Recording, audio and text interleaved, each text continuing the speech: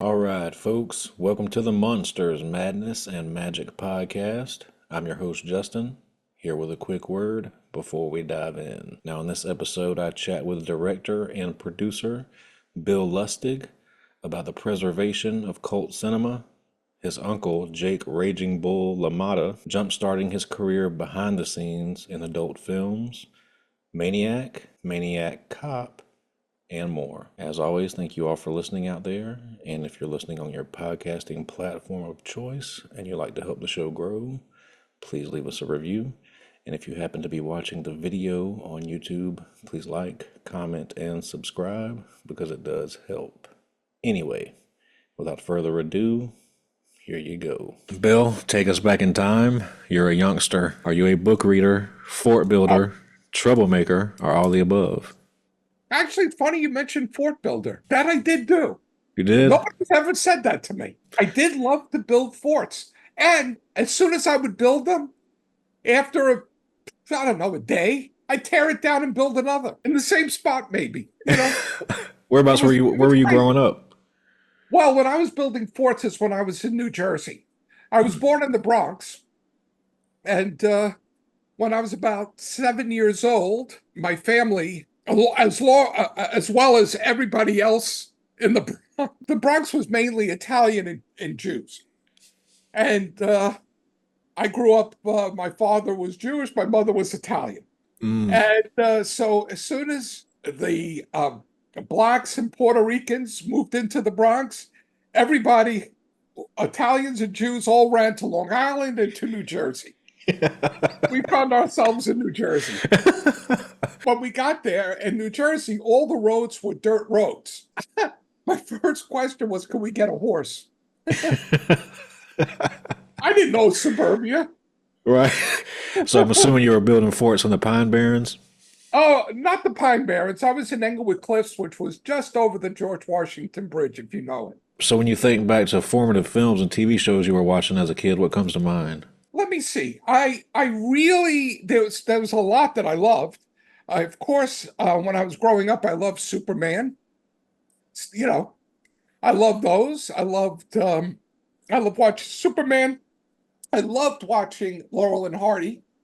Mm. I loved the Bowery Boys. I'm trying to think of some of those other ones. Superman and Laurel and Hardy are the ones that I remember when I was in the Bronx. I could picture myself sitting with a TV tray, one of those folding TV trays, and my grandmother would bring me pasta, and I'd be watching Superman or Laurel and Hardy or any of those things. Yeah. Were you a big moviegoer? Yes, I was a very big movie goer. I loved movies. I loved going to the movies. But it wasn't until my mid-teens that I seriously looked at movies as a profession. I can remember being, before I was in high school, junior high school, whatever you call it, I remember, wanting to escape and make movies. And what about your parents? Were either of them artistically, creatively inclined or anything? Did they enjoy movies as well? Do you think that's where you get it My from? father, no. I mean, he enjoyed television, but he didn't really go to the movies much. Mm. My mother did enjoy movies. In fact, she's the one who took me when I was a kid when Goldfinger first opened. And I saw that movie. It changed my life. I just thought it was the most incredible movie ever made. I still do, by the way. I watched it not too long ago on a plane, and I just thought, man, that movie is so perfect. It's just like it's perfection. So I have to ask you, I grew up as a with my grandfather as a big boxing fan. Obviously, you're the nephew of the Raging Bull. Did you have a close relationship with Jake? When I got older, yes. Hmm. But when I was younger, I would see him and he would teach us boxing, me and my cousins. My Wow. cousins, I he would teach us boxing. And the one thing I remember is keep your defenses up. Because if I lowered my defense while we were, boxing with him, I mean, we weren't boxing, we did glove. But if I left my defense down, he'd come around and hit me on the side of the face. And, a professional boxer, even if he's holding back a little bit, when you're 5, 6 years old, it hurts. And if God forbid I cried or I in any way, showed weakness, then I was a sissy. So we should be glad I'm not wearing a dress today. Right. So, what sort of records were spinning around the house when you were growing up? You a big music fan? I was, my mother, by the way, when talking about artistic, my mother Mm. loved singing. And before she had me, she would sing in nightclubs. And so we always had music playing in the house, always. So, did you ever pick up an instrument or anything like that? Yes, drums. Bands? Yeah, of course. I did my friends in the basement with my drums and my friends with their guitars and we all wanted to be the Beatles. Mm. Yeah, that was it. The 60s, that's it. We were all the Beatles. So, what was your first job? Real job? Working as a messenger for minimum wage in Mm. New York City. And it was great because I really, really learned Manhattan. I mean, I learned all the subways, I learned all that it was great. And it was great exercise too. So yeah, messenger was my first job. I mean, I did okay. Growing up, when it snowed in New Jersey, my friend neighbor, and I would go out and shovel people's walks and driveways, but I don't really consider that the first job. Right, right. That was more like freelance work. When do you get that itch or to want to try to figure out how do I get into to this movie business? This is something I'm interested in. Well, I was fortunate. My uncle, well, there was a close friend of our family. His name was Peter Savage. That was his professional name. His real name was Peter Petrilla. But if you look at the credits of Raging Bull, you'll see produced in association with Peter Savage. Peter and my uncle were very close friends growing up. Peter wanted to be, he wanted to make movies, but I think more he wanted to star in movies. He was really an aspiring actor, but used filmmaking as a means for his acting. I loved Peter a lot. And he's the one who kind of opened the door for me because it was through him that I started to make connections. Like I would visit him where he was editing his films, and then I would go meet other people that were there, and I would get menial jobs, and I would go on his sets. I was a production assistant when I was 16, 17 years old. There was a big boom in the independent business in New York, and everybody got into hardcore pornography, and Hmm. that included Peter. And it was just at the time that I was able to work as a production assistant for him. So my first film experience was on a movie called Hypnerotica as a production assistant.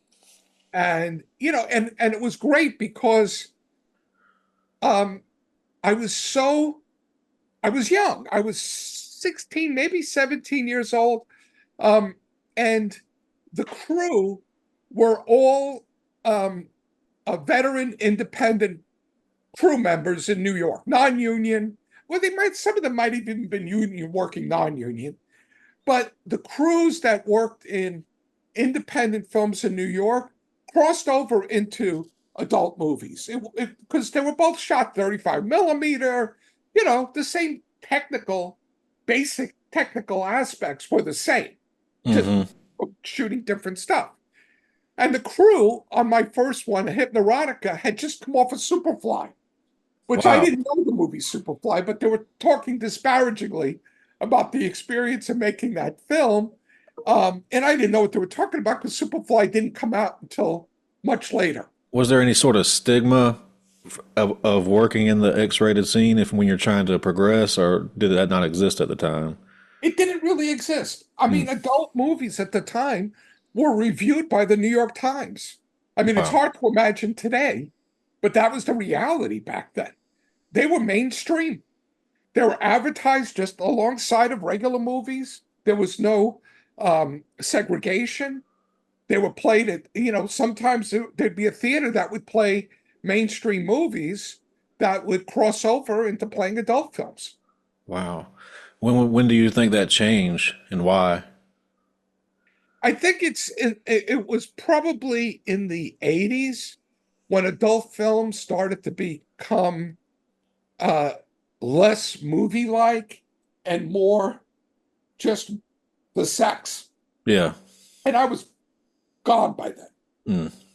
And I don't know when I think that kind of trickled in the early 80s, could have even been uh, the late 70s. They started to become strictly sex. And that was it. Gotcha. The hotter, the better. And Yeah. the cheaper, the better. Hmm. So how did you make your way from, the X-rated scene that you started in? Was Death Wish your first non-X-rated job? Well, that was in post-production. It wasn't on the set. Gotcha. That was sinking dailies. At that time, I mean, I dabbled. There was sometimes Pete was making films that weren't adult movies. They were terrible, but they weren't adult movies. And I worked on them. And I started to branch out and meet other people and work on other things. So in the background, just personally, is that desire to write and direct, is that always there, or is it just something that just sort of happened for you? It's so funny. I never thought that I was entering a career. I didn't know what else I could do. I had no interest in anything else. I didn't want to be a doctor. I didn't want to be a lawyer. I certainly didn't want to be a messenger or a truck driver. Uh, I really didn't have any other interests. I just wanted to make movies, and Hmm. it's a funny thing when you're young. I guess you're stupid, and I kind of looked at it as an inevitability. I looked at making movies as an inevitability. It worked out for you.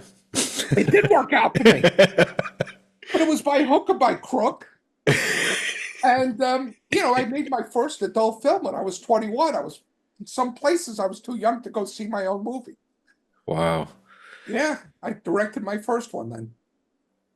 So can you take us through how does the idea and the project for Maniac get off the ground, and how does Joe Spinell get involved? I met Joe Spinell when he was doing the movie The Seven Ups. He was like a thug in it. And I was hanging out at Phil D'Antoni, the producer director of the Seven Ups, had a townhouse office on I think it was East 59th or 58th Street. I think it was 59th, or it could have been 60. I don't know. It was in that area, and it was sort of a headquarters for all the people that worked on Phil's movies, and it was just a great thing. And I met Joe, and we talked about horror films and our mutual love of horror films. And at the time, I was about to make my first adult movie, and I got a lot of help from the people that worked at Phil D'Antoni's office.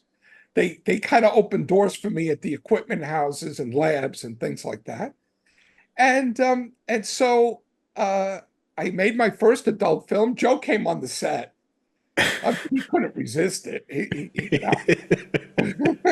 Porn chicks. He's there. This is 1976. And Joe was there. Frank Pesh was there.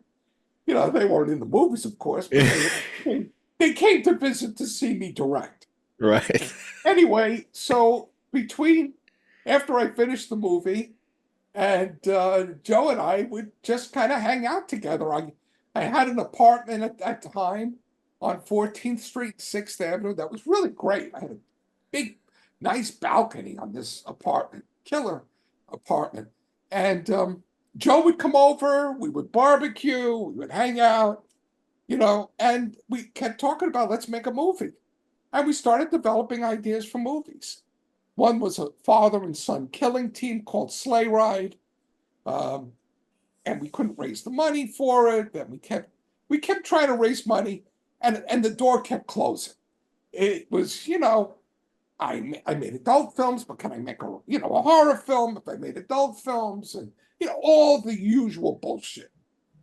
It was just they didn't look at adult films like I did as film school. It was Right. film school. And I had more experience than somebody who hadn't made an adult movie. I made two adult movies. And so eventually, out of frustration, we pooled our money together. My friend Andy Garoni, myself, and Joe. We pooled our money together, a grand total of $48,000. And we decided we're going to go out and make this movie Maniac. And we're going to strip away anything that we can't afford. And we did things that we really we couldn't afford, but we figured we could steal it, which included the subway. And, and so that was it. And we went out and made the movie we shot the film for a grand total of $48,000. Wow. So Joe is credited as a writer on the script. What It did was was. did he write a good bit of it? Was it just the dialogue or the character? Or It was what Joe did is owned his character. ah, What we did is we wanted to do a compilation. You see, the 70s were the golden age of serial killers. You had, you had Ted Bundy, you had Son of Sam, you had I think all Gacy. Gacy, Henry Lee Lucas, all these guys running around the 70s. I mean, today it's hard for a serial killer not to get caught, with DNA and everything. Back then it was open season. These Hmm. guys could do whatever they want, and they just didn't get caught till they did something stupid. And so we decided to do one that was a compilation of those people. So I basically wrote the horror sequences, and Joe owned his character. Mm. And so he basically wrote his character. Maniac is to put it lightly, it's a pretty intense movie. It's got it's got intense effects with Tom Savini. I wanted to ask you with Tom specifically, were there talks between you guys on how far you wanted to push the envelope? Did you tell him, this is going to be extra raunchy? Well, I mean, the reason I chose or sought after Tom Savini was because I had seen Dawn of the Dead. I had actually snuck into a screening of Dawn of the Dead that I wasn't permitted to go to, but the projectionist at the screening room let me sit in the projection booth, and I'm watching Dawn of the Dead, and I'm totally blown away. So I went after Tom Savini, who at the time was doing Friday the 13th in New Jersey. So Joe, myself, and Andy Garoni piled into a car. We had contacted him somehow on this through the producers of Friday the 13th, and we came to visit him on the set. Tom had just broken up with a girl in Pittsburgh. We had described the movie we wanted to make, but Tom, although he loved Joe Spinell and recognized him from all his iconic roles, had just broken up with a girl in Pittsburgh and was looking not to go back to Pittsburgh after Friday the 13th ended. So we offered him an apartment in New York if he would come and do the effects on our movie Maniac.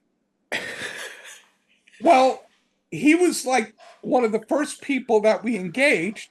And because he was there for maybe 2 months prior to shooting, we did a lot of time.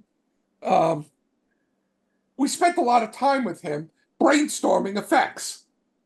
And he's the one who came up with the scalping, and he came up with, well, I can't really remember who came up with exactly what, but I would say the majority Tom Savini came up with. He was looking to exercise some demons. Yeah, but also we had no money, so he was looking to get rid of some of the some of the things that he had in his shop that he didn't think he was ever going to use again, including the bust of his head. That's the one we blew up. Oh, Because after we had shot that scene, Tom got a nose job. So he said, the bust is of no use to me. So that's how he got the part of the guy in the car, because we were able to blow up a head that was a perfect double for him. oh, that's hilarious. I know it looks like, we were kind of reverse engineering some of these things, but it's true. That's what we did. We reverse engineered it.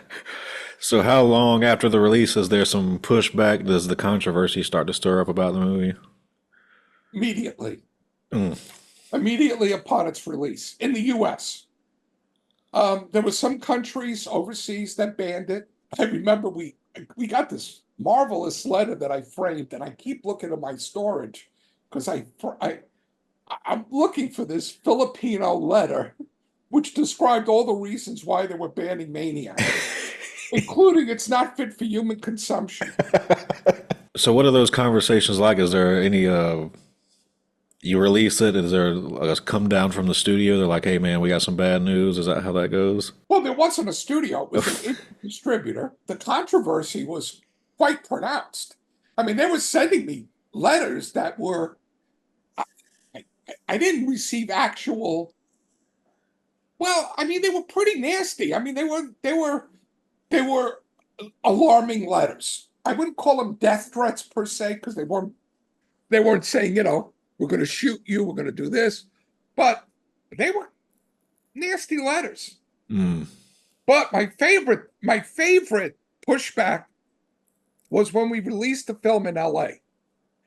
And there was a woman who stood in front of the theater, who hadn't seen the movie, by the way, who had a press conference.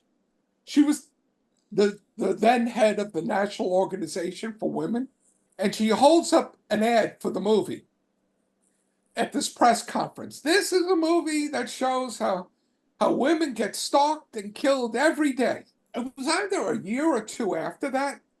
I'm watching the news, and she's being arrested for having been an accomplice to a murder that occurred before this press conference in her earlier years, when she was like, she had a pimp daddy, Holy shit! and, and she was and they had rolled one of her clients and killed him. I don't know if it was intentional or unintentional, but there she is being arrested, and I was like, oh fuck. She's out there. I'm throwing ketchup around, and she's killing people, and she's out there. So several years after Maniac, you got Maniac Cop, written by Larry Cohen. Was it? Did Larry write it, and you guys talk about it, or how did that go? No, it was actually it came out of a lunch brainstorming session with Larry and I. Larry asked why I had never done a follow-up to Maniac, which I did a pretty big success. And I told him I really didn't, I didn't really see a way of doing anything more with it. And then, at the time there was Beverly Hills Cop, there was RoboCop, and we started brainstorming. And Larry spurted out, "What about a Maniac Cop?" I said, "Whoa, that's a movie, Larry." He wrote it. Months later, he wrote the script, and we went out and shot it. And between that lunch and the first day of shooting, real shooting, we did some second unit in New York, but was about 6 months. It shows perfect casting because you got Robert Zarr. And was anyone else ever in the running for Matt Cordell, or did he just walk in and that was He it? was the one I always had in mind, because I Mm. had seen him in a movie called The Night Stalker, which I thought was incredible. I thought he was great. That's who I envisioned for Mm. the movie. But we did see other people, but ultimately it went to Robert, obviously. Had you already? Because I'm the time I'm confusing the timelines. I think you already had a relationship with Sam Raimi and Oh yeah, Bruce Campbell prior to Maniac Cop. yeah. Mostly with Sam. Bruce I had met um, a couple of times, but it was Sam who I had a close relationship with. And Army of Darkness was after Maniac Cop. Yes. Gotcha. So what was your experience on the set of Army of Darkness? What was your actual fake shimp job? Well, the one thing they didn't use is I was in a stupid costume, and I had a bird or some kind of a bird attached to my shoulder, and I'm running away from something, and they wind up cutting it from the movie. Then I get a call from Sam. Listen, we're shooting a new ending for the film, and we cut you out of the main body of the film, but we want you to be in the new ending. And so, can you come to this hardware store in Malibu? Sure. So I'm there and I'm watching what the scene is. And so I decide that I'm going to be behind Bruce. And I think I'm holding either a broom or a shovel. I forget now. And that was my experience because I wanted to be behind the star of the movie. The remake of Maniac, I was trying to look up the year. I think it was 2008, 2009. It was 14, wasn't it? 14. 2014. Okay. Were you just approached to produce that, and did you have any creative input? Was any? Actually, I didn't have any creative input and I did not produce it. It was really an honorary credit. Wow. Um, I really had nothing to do with it other than licensing them the rights to do the remake. What'd you think of it? Well, it's a very well-made film. They had a lot more money than I had, of course. But I was disappointed in two things. Well, I thought the best part of it was Elijah Wood, but the reason I was disappointed is because of the POV thing. You don't see Elijah Wood, and that bothered me. I really wanted to see more of Elijah Wood. Where's Elijah? I want to Where see is him. he? Also, I thought shooting it in LA, LA is too clean. The subway looks like you could eat off the floors. I really, I miss the griminess of New York City, which was still there, and it's there today. Right. So after the first Maniac Cop, you do Maniac Cop 2 and 3. Was that planned? Did you want to do the sequels, or was it Oh more of yeah. a No, okay? we always envisioned Maniac Cop as a franchise. That's why we did the thing at the end where the hand comes out of the Hudson River, which was actually St. Pedro, but it was doubling as the Hudson River. But we did that in order to do the sequels. And and when I did Maniac Cop 2, I viewed it as a personal challenge to myself not to make a sequel that sucked. Because at the time, sequels were a dime a dozen. If a movie did any kind of business, whether it was theatrically or on video, or they always had a sequel. And Hmm. sequels, part two, part one. There were a zillion twos. And I said, I can't make a sequel that sucks. Can't do it. I don't want to do a sequel that sucks. I don't want to go through all the effort to make it and it sucks. So that's why I love Maniac Cop 2 because I personally feel like it didn't suck. Did you? Was it just an auditioning process, or did you have Robert Davey in mind for that? No, it was not an audition process. What it was is we ran into some legal snafu during pre-production on Maniac Cop 2, so we had to shut it down. I was offered to be on the jury of a film festival in Paris.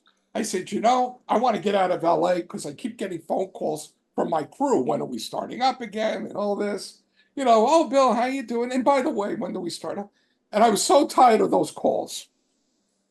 Well-intended calls, but they were driving me crazy. So I decided to escape to Paris. And while I was there, I was contacted by the distributor of the first Maniac Cop and invited to lunch. And their office was on George Sank. And so I was walking up the Champs-Elysees on my way to their office. And I pass a cinema showing License to Kill. And I see a still of Robert Davi as the villain. And I say, oh, that's great. Robert Davi, man. I had a I met him in passing. I can't. We weren't friends, but it was one of those things where I met him and we chatted. Both from New York, and I met him. I forget where, but we had met, so it wasn't like I was a total stranger to him. Contacted his agent or somebody who told us he was shooting a movie in Brazil with Ray Don Chang, and so we contact him down there. We send him the script, and he calls me, or we somehow speak. He says, "Look, I really like the script. I like the part, but does the movie have to be called Maniac Cop 2?" I said, "Robert, that's its only reason for being. It's the title." He said, "Yeah, but this and that." And then we started talking, and I said, in the movie, you'll be like, Robert Ryan in the movie on Dangerous Ground. You'll be kind of film noir, all this kind of. I'm talking him into it, and I said, and besides, Robert, you're in Brazil right now. You're getting eaten by red ants, I imagine. I said, you'll come to New York. You'll have a nice hotel room with a shower. You get out of Brazil, and we'll shoot the movie. I talked him into it. So, Bill, take us through founding your company, Blue Underground, and you do the devil's work now, saving all these cult classics. Well, I was doing the devil's work on Laserdisc. I was finding movies, acquiring them, and putting them out on Laserdisc, which was then, that's the highest quality you can get. Now you can't even watch them. They're so awful. But back then it was like, oh my God, Laserdisc. Oh, what was it, 600 lines or something? It was some ridiculous. It was like double the lines of VHS or something. Anyway, but I was doing it as a hobby. I really enjoyed it. I enjoyed doing the commentaries. I got to meet people like Christopher Lee and all this kind of stuff. So I was having fun. Hmm. And along comes a format called DVD. And so what I wound up doing was these films that I had acquired, I wound up remastering them and putting them out on DVD. And I met an executive for Anchor Bay Entertainment, and they were getting into DVD, and they needed somebody who had technical knowledge because they were based in Michigan, and I'm in LA. And if you're going to do anything technical, you got to do it in LA. You're not going to do it in Michigan.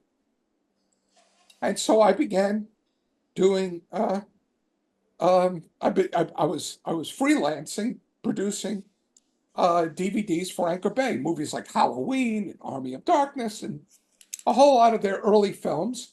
And that sort of blossomed into acquiring films, and then Anchor Bay acquired more films, and I had a pretty big operation going until I think it was 2001 when I found out that Anchor Bay was on the sales block.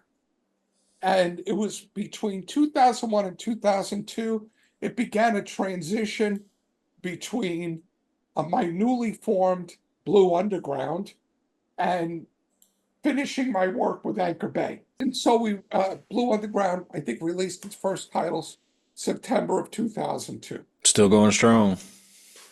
Still out there. Now I got tons of competitors. I can't say it's going strong. Still going. It's still going. Still going. But I want I had a head start. So, to back up just real quick. Maniac Cop 3. I think you directed that under a different name. What was the reasoning? well, the reason was I had started the film with a script by Larry Cohen, which involved a black detective, and it was based in Harlem. And it was a different approach to the Maniac Cop films. I mean, it was still the monster cop, but it was a different detective. It wasn't going to be Robert Davi. Sadly, a big chunk of our financing came from Japan, and at that time, Japan did not embrace a black lead in the film. And in order to get that chunk of the financing, we had to change it to a white detective. And it turned out Robert Davi was available. So now we have a script where we're putting a square peg in a round hole. In so doing, we were in pre-production, money was being spent. We had to start shooting this movie, but we had to start Xing out whatever was strictly applicable to our original story, which gave us about a 70-page script to go out and shoot, which is not enough for a feature film. I wound up shooting it, and the film came up short. There was 20 minutes needed to flesh out the movie. And I was frustrated. I just felt like all this effort, I just felt as though I kind of threw in the towel. Uh, And I let I handed the reins to Joel Soisson, who was the producer, and also he's a writer, very good writer, and he wrote scenes to flesh out the movie a little bit, adding more really to the head of the film. It's really the first 15 minutes or so of the film are not mine. He uses some bits and pieces from Maniac Cop 2, but essentially it's not mine. That whole thing at the gun range, my scenes kick in at the shootout at the pharmacy. When the cop car comes in screeching, that's when my scenes kicked in. And there was like maybe two scenes in the film where Robert Davi is talking to one of the nurses or one of the doctors, and that wasn't a scene that I did. But I just felt it wasn't my movie. They hired this guy Joel Goldsmith. I think it was Goldsmith. Jerry Goldsmith's son. Yeah, Jerry Goldsmith. Okay. He's a very nice guy and all that, but it had no link to the other movies. And I always liked that. If you're doing a franchise, I mean, would you do a Friday the 13th and not have Harry Manfredini do the score? Right. Crazy, Maniac Right. Cop film. There's no Jay Chataway doing the score. And I just felt I lost control of the movie. So I did shoot a chunk of the film. Joel shot a smaller chunk, but still significant chunk. Decided to use the DGA anonymous credit, which is Alan Smithy. Best directing advice that you've been given, and who gave it to you?